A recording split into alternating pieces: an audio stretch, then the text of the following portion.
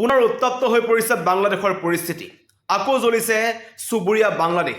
বৃহস্পতিবাৰে নিশা ঢাকাত দুটাকৈ সংবাদ প্ৰতিষ্ঠানত অগ্নিসংযোগ কৰিছে একাংশ দুৰ্বৃত্তই। সংবাদ প্ৰতিষ্ঠান দুটা হৈছে প্ৰথম আলো আৰু ডেইলি ষ্টাৰ, ঢাকাত আছিল। আৰু এই সমগ্ৰ ঘটনাটো সংঘটিত হৈছে 12 ডিচেম্বৰত নিৰ্বাচনী প্ৰচাৰ চলাবলৈ গৈছিল ইনকলাব মঞ্চৰ মুখপাত্ৰ শ্বৰীফ উহমান হাদি, আৰু তাত গুলীচালনাত এই উহমান হাদিৰ মৃত্যু হয়। কালি নিশা তেখেতৰ মৃত্যু হয়। আৰু মৃত্যুৰ খবৰ যেতিয়া বাংলাদেশত খবৰ পায়, তাৰ পিছতে বাংলাদেশত পুনৰ এক উত্তপ্ত পৰিস্থিতিৰ সৃষ্টি হৈছে। ভাৰতীয় দূতাবাসত অগ্নিসংযোগ কৰা হৈছে, ভাঙি সকলো চুৰমাৰ কৰি পেলোৱা হৈছে। শ্বেখ হাছিনাৰ বাসগৃহত দ্বিতীয়বাৰ অগ্নিসংযোগ কৰা হৈছে।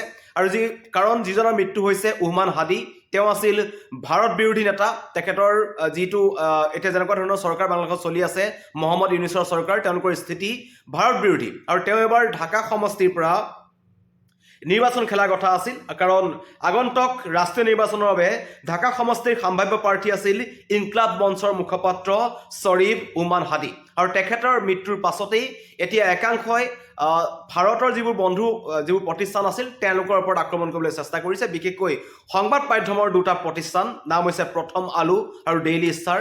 লগতে ভাৰতীয় উচ্চায়ুক্তৰ কাৰ্যালয়ত তেওঁলোকে আক্ৰমণ কৰিছে, দূতাবাসত তেওঁলোকে আক্ৰমণ কৰিছে। আৰু শ্বেখ হাছিনা, যিটো আমাৰ তাত যিখন আৱামী লীগৰ যিসকল লোক আছিল, তেওঁলোকক পুনৰ টাৰ্গেট কৰি লৈছে একাংশ দুৰ্বৃত্তই।